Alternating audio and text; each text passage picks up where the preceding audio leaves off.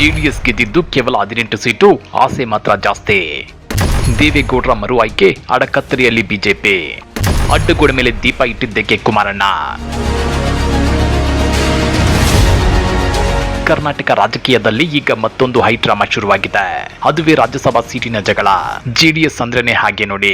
ಸಂಖ್ಯಾಬಲ ಕಡಿಮೆ ಇದ್ರೂ king maker ಆಗೋದು ಹೇಗೆ ಅಂತ ಆ ಪಕ್ಷಕ್ಕೆ ಚೆನ್ನಾಗಿ ಗೊತ್ತಿದೆ. 2018ರಲ್ಲಿ ಕೇವಲ 37 ಸೀಟು ಗೆದ್ದಿದ್ರು ಕಾಂಗ್ರೆಸ್ ಬೆಂಬಲದೊಂದಿಗೆ ಸಿಎಂ ಸೀಟನ್ನೇ ಗಿಟ್ಟಿಸಿಕೊಂಡಿತ್ತು ಜೆಡಿಎಸ್. ಈಗ ಕೇವಲ 18 ಸೀಟು ಗೆದ್ದಿರೋ ಜೆಡಿಎಸ್ ದೊಡ್ಡಣ್ಣ ಬಿಜೆಪಿಗೆ ಬಿಗ್ ಶಾಕ್ ಕೊಟ್ಟಿದೆ. ಮಾಜಿ ಪ್ರಧಾನಿ ಎಚ್.ಡಿ. ದೇವೇಗೌಡ ಅವರನ್ನ ಮತ್ತೆ ರಾಜ್ಯಸಭೆಗೆ ಮರು ಆಯ್ಕೆ ಮಾಡಿ ಕಳಿಸಬೇಕು ಅಂತೇಳಿ ಜೆಡಿಎಸ್ ಪಟ್ಟು ಹಿಡಿದಿದೆ.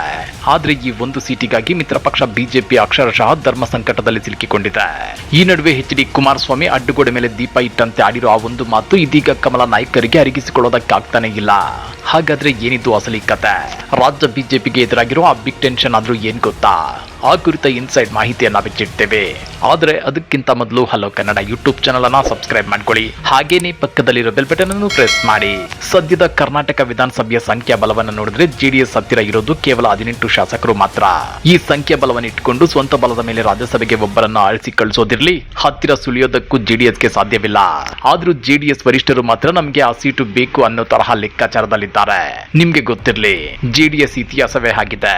ತಮಗೆ ಸಂಖ್ಯಾ ಬಲ ಇಲ್ಲದಿದ್ರೂ ದೊಡ್ಡ ರಾಷ್ಟ್ರೀಯ ಪಕ್ಷಗಳನ್ನ ತಮ್ಮ ಇಶಾರೆಗೆ ತಕ್ಕಂತೆ ಕುಣಿಸುವ ರಾಜತಾಂತ್ರಿಕತೆ ದೇವೇಗೌಡರ ಕುಟುಂಬಕ್ಕೆ ಕರಗತವಾಗಿದೆ. ಈಗಲೂ ಅಷ್ಟೇ, ತಮಗೆ ಸಂಖ್ಯಾಬಲ ಇಲ್ಲದಿದ್ರೂ ದೇವೇಗೌಡರಾಗಲಿ ಅಥವಾ ಜೆಡಿಎಸ್ ರಾಜ್ಯಾಧ್ಯಕ್ಷ ಹಾಗೂ ಕೇಂದ್ರ ಸಚಿವ ಎಚ್.ಡಿ. ಕುಮಾರಸ್ವಾಮಿ ಅವರಾಗಲಿ ರಾಜ್ಯಸಭೆ ಸ್ಥಾನ ನಮಗೆ ಬೇಡ ಅಂತ ಹೇಳಿಲ್ಲ. ಬದಲಿಗೆ ಬಿಜೆಪಿ ಬಳಿ ಎದುರು ನೋಡ್ತಾ ಇದ್ದಾರೆ. ಹಾಗಾದ್ರೆ ಮಿತ್ರ ಪಕ್ಷ ಜೆಡಿಎಸ್ಗೆ ಆ ಒಂದು ಸ್ಥಾನವನ್ನ ಬಿಟ್ಟುಕೊಡಲು ಬಿಜೆಪಿಗೆ ಇರೋ ತೊಂದರೆ ಆದ್ರೂ ಏನೋ? ಇಲ್ಲೇ ಇರೋದು ನೋಡಿ ಅಸಲಿ ಟ್ವಿಸ್ಟ್. ಸದ್ಯದ ರಾಷ್ಟ್ರ ರಾಜಕೀಯದ ಪರಿಸ್ಥಿತಿಯಲ್ಲಿ ಬಿಜೆಪಿಗೆ ರಾಜ್ಯಸಭೆಯ ಒಂದೊಂದು ಸೀಟು ಅತ್ಯಂತ ಮೌಲ್ಯಯುತವಾಗಿದೆ. ಕಾನೂನುಗಳನ್ನ ಪಾಸ್ ಮಾಡಲು ಅವರಿಗೆ ಸಂಖ್ಯಾಬಲ ಬೇಕೇ ಬೇಕು. ಈಗ ದೊಡ್ಡ ಸಮಸ್ಯೆ ಏನಪ್ಪಾ ಅಂದ್ರೆ ದೇವೇಗೌಡರಿಗೆ ಈಗ ಭರ್ಜರಿ 94 ವರ್ಷ ವಯಸ್ಸು.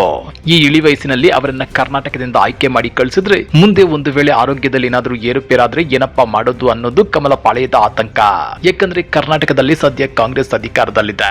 ಸಂಖ್ಯಾಬಲದ ಆಧಾರದ ಮೇಲೆ ಏನಾದ್ರೂ ಉಪಚುನಾವಣೆ ಬಂದ್ರೆ ಕಾಂಗ್ರೆಸ್ಗೆ ಗೆಲುವು ಸುಲಭವಾಗುತ್ತದೆಯೇ ಹೊರತು ಬಿಜೆಪಿಗಲ್ಲ. ಅಕಸ್ಮಾತ್ ಆರೋಗ್ಯದ ಕಾರಣದಿಂದ ಆ ಸೀಟು ಖಾಲಿಯಾದ್ರೆ ಅದು ನೇರವಾಗಿ ಕಾಂಗ್ರೆಸ್ ಪಾಲಾಗುವ ಎಲ್ಲಾ ಸಾಧ್ಯತೆಗಳಿರುತ್ತವೆ. ಹೀಗಾಗಿ ಒಂದು ಅಮೂಲ್ಯವಾದ ರಾಜ್ಯಸಭಾ ಸೀಟನ್ನ ಕಳೆದುಕೊಳ್ಳಲು ಬಿಜೆಪಿ ಸಿದ್ಧವಿಲ್ಲ. ಹಾಗಾಗಿಯೇ ಕರ್ನಾಟಕದಿಂದ ಬಿಜೆಪಿಗರನ್ನೇ ರಾಜ್ಯಸಭೆಗೆ ಆರಿಸಿ ದೇವೇಗೌಡರನ್ನ ಬಿಜೆಪಿ ಅಧಿಕಾರದಲ್ಲಿರುವ ಮಹಾರಾಷ್ಟ್ರ ಅಥವಾ ಬೇರೆ ಯಾವುದಾದ್ರೂ ಸುರಕ್ಷಿತ ರಾಜ್ಯದಿಂದ ರಾಜ್ಯಸಭೆಗೆ ಆಯ್ಕೆ ಮಾಡಿ ಕಳಿಸಬಹುದೇ ಅನ್ನೋ ಚರ್ಚೆ ಕೂಡ ದಿಲ್ಲಿ ಮಟ್ಟದಲ್ಲಿ ನಡೆಯುತ್ತಿದೆ. ಈ ಎಲ್ಲಾ ಗೊಂದಲಗಳ ನಡುವೆ ಜೆಡಿಎಸ್ ನಾಯಕ ಎಚ್.ಡಿ. ಕುಮಾರಸ್ವಾಮಿ ಅವರು ಆಡಿರೋ ಆ ಒಂದು ಮಾತು ಬಿಜೆಪಿಗೆ ನುಂಗಲಾರದ ತುತ್ತಾಗಿ ಪರಿಣಮಿಸಿದೆ. ಕುಮಾರಣ್ಣ ಮಾಧ್ಯಮಗಳ ಮುಂದೆ ಅಡ್ಡಗೋಡೆ ಮೇಲೆ ದೀಪ ಇಟ್ಟಂತೆ ಮಾತನಾಡಿದ್ದಾರೆ.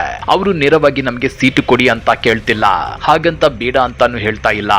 ಬಿಜೆಪಿ ಅವರಿಗೆ ಬೇಕಾದ್ರೆ ದೊಡ್ಡಗೌಡರನ್ನ ಗೌರವಿಸಿ ರಾಜ್ಯಸಭೆಗೆ ಆಯ್ಕೆ ಮಾಡಲಿ, ನಾವಂತೂ ಕೇಳಲ್ಲ ಅನ್ನೋ ತರಹ ಹೇಳಿಕೆ ಕೊಟ್ಟಿದ್ದಾರೆ. ಇದು ಒಂಥರ ಬಿಜೆಪಿಗೆ ಧರ್ಮ ಸಂಕಟ ತಂದಿಟ್ಟಿದೆ. ಒಂದು ವೇಳೆ ಬಿಜೆಪಿ ಸೀಟು ಕೊಡದೇ ಇದ್ರೆ ನೋಡಿ, ದೇಶದ ಮಾಜಿ ಪ್ರಧಾನಿಗೆ ಹಿರಿಯ ನಾಯಕನಿಗೆ ಬಿಜೆಪಿ ಗೌರವ ಕೊಡಲಿಲ್ಲ ಅಂತ ಜೆಡಿಎಸ್ ನಾಯಕರು ಒಳಗೊಳಗೆ ಬೇಸರ ಮಾಡಿಕೊಳ್ಳಬಹುದು. ಇದು ಮೈತ್ರಿ ಧರ್ಮಕ್ಕೆ ಧಕ್ಕೆ ತರಬಹುದು ಅನ್ನೋದು ಬಿಜೆಪಿ ಹೈಕಮಾಂಡ್ ನ ಯೋಚನೆ.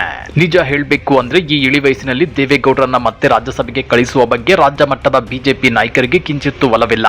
ಯಾಕಂದ್ರೆ ಬಿಜೆಪಿಯಲ್ಲೇ ಈಗ ಸೀಟಿಗಾಗಿ ಬಾರಿ ದೊಡ್ಡ ಕ್ಯೂ ನಿಂತಿದೆ.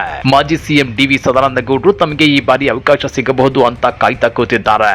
ಇತ್ತ ಮಂಡ್ಯವನ್ನ ಜೆಡಿಎಸ್ಗೆ ಬಿಟ್ಟುಕೊಟ್ಟು ತ್ಯಾಗ ಮಾಡಿದ್ದ ಮಾಜಿ ಸಂಸದೆ ಸುಮಲತಾ ಅಂಬರೀಶ್ ಅವರು ಕೂಡ ರಾಜ್ಯಸಭಾ ಸೀಟಿನ ಮೇಲೆ ಕಣ್ಣಿಟ್ಟಿದ್ದಾರೆ. ಇವರ ಜೊತೆಗೆ ಪಕ್ಷದ ನಿಷ್ಠಾವಂತ ನಾಯಕ ನಿರ್ಮಲ್ ಕುಮಾರ್ ಸುರಾನಾ ಅವರ ಹೆಸರು ಕೂಡ ಮುಂಚೂಣಿಯಲ್ಲಿದೆ. ಇಷ್ಟೆಲ್ಲ ಜನ ಸ್ವಂತ ಪಕ್ಷದಲ್ಲೇ ಕಾಯುತ್ತಿರುವಾಗ ಕೇವಲ 18 ಸೀಟು ಇಟ್ಟುಕೊಂಡಿರೋ ಜೆಡಿಎಸ್ಗೆ ಯಾಕೆ ಬಿಟ್ಟುಕೊಡಬೇಕು ಅನ್ನೋದು ರಾಜ್ಯ ಬಿಜೆಪಿ ನಾಯಕರದ ಆಂತರಿಕ ಆಕ್ರೋಶ. ಆದ್ರೆ ಹೈಕಮಾಂಡ್ ಅಥವಾ ಪ್ರಧಾನಿ ಮೋದಿ ಮನಸ್ಸಲ್ಲೇನಿದೆ ಅನ್ನೋದು ಯಾರಿಗೂ ಗೊತ್ತಿಲ್ಲ. ಸದ್ಯದ ಪರಿಸ್ಥಿತಿಯನ್ನ ನೋಡಿದ್ರೆ ಬಿಜೆಪಿ ಅಕ್ಷರಶಃ ಅಡಕತ್ತರಿಯಲ್ಲಿ ಸಿಕ್ಕಿಕೊಂಡಿದೆ. ಜೆಡಿಎಸ್ ಅನ್ನ ಸಮಾಧಾನ ಪಡಿಸಬೇಕಾ ಅಥವಾ ಸ್ವಂತ ಪಕ್ಷದ ನಾಯಕರನ್ನ ತಣಿಸಬೇಕಾ ಅನ್ನೋ ಗೊಂದಲದಲ್ಲಿದೆ.